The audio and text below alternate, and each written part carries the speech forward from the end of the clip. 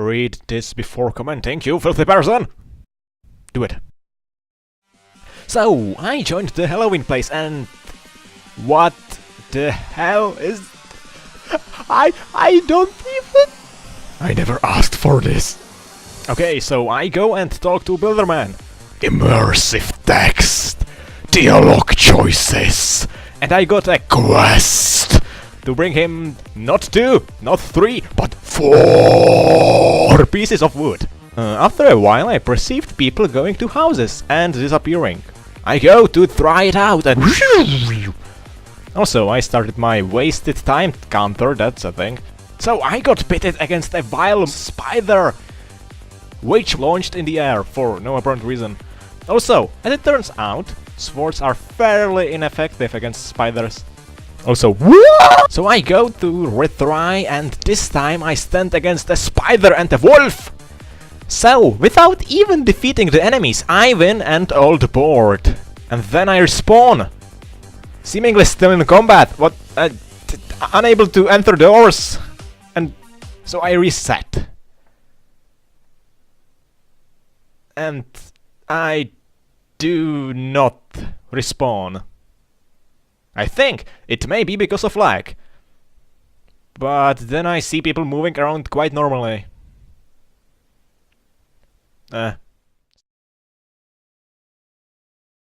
So I rejoined the game. Guess what? In-game store! More combat! Different arena colors! And I earn what appears to be a poorly made leg prosthesis. Augmentations! So I equip it. Maybe it provides some combat bonuses. Guess what?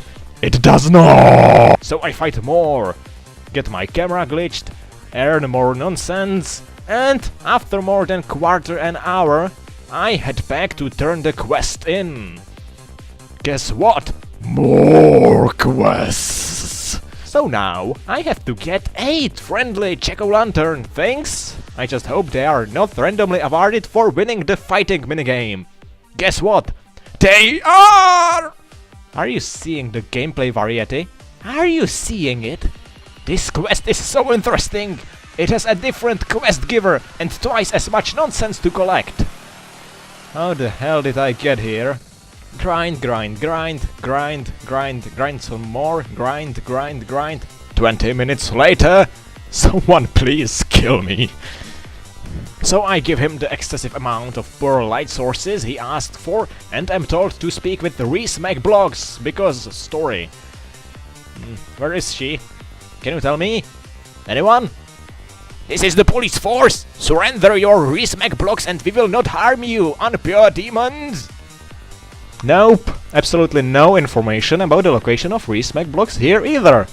I figured something out. Builderman is marked with a pumpkin on the map. And yes, there is a map, by the way. So I head towards another pumpkin. And it is a horse, made out of stone. Yeah. Well, whatever. The map is huge, by the way. So I decide to randomly stroll to the other end of the map. Because logic. Also, 1 hour of my life wasted! Oh my god, oh my god, oh my god. Only a few more steps and... What? Water? Invisible walls? Why? I know how to swim. I want pumpkin. Come on! So I go around to see if I can go around. And... end of the map. I wonder if there is an invisible wall at the end of the map. Shit!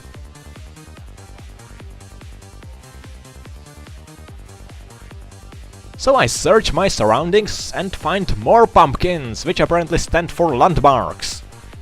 After a refreshing fall through the gigantic map, I find a possibly homosexual house. Nearby, there is a female that appears not to be Reese McBlogs, and everyone's favorite. I am tasked again with the epic quests to bring items, one from a repetitive combat minigame, and to slay 17 of these bloody fights! So, after an hour and a half of playing, I encounter an absolutely different enemy. I am mind blown! Also, tell Mom. After more than an hour and a half of playing, I gain a new ability. I am mind blown again! Ha, I think I broke the wolf. Oh no, I didn't. Also, new costume parts. So I killed the spiders. I turn in the quest and guess what? Find more NPCs. No. Let's finish gathering the black iron ignot nonsense, shall we? I think I'm getting better at grinding, by the way. So I have the stuff he asked for. I give it to him. And he is like, bring me more stuff, please. And I am like, no! You may think this video is not my thoughts on the Halloween level. You may think the displayed footage was a satiric review of my suffering. You may be correct. After witnessing my experience, have my honest opinion on the Halloween level. When I played it, it was atrocious. A disaster. The updated game addressed a decent portion of my problems.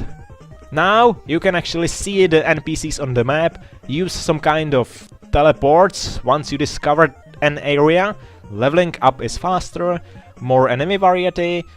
Oh, and chests. Earlier they didn't require a key, now they do.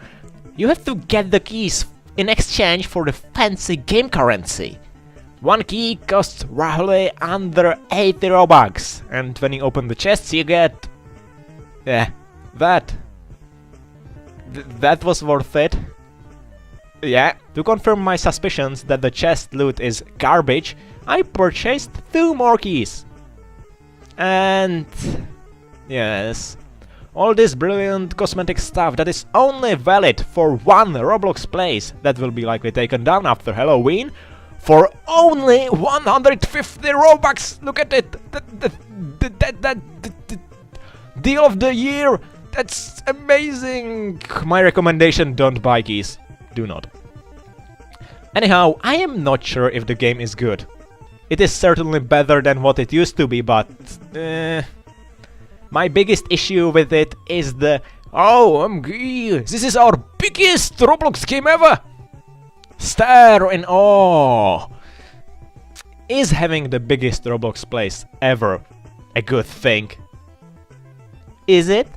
How does it exactly contribute to the gameplay?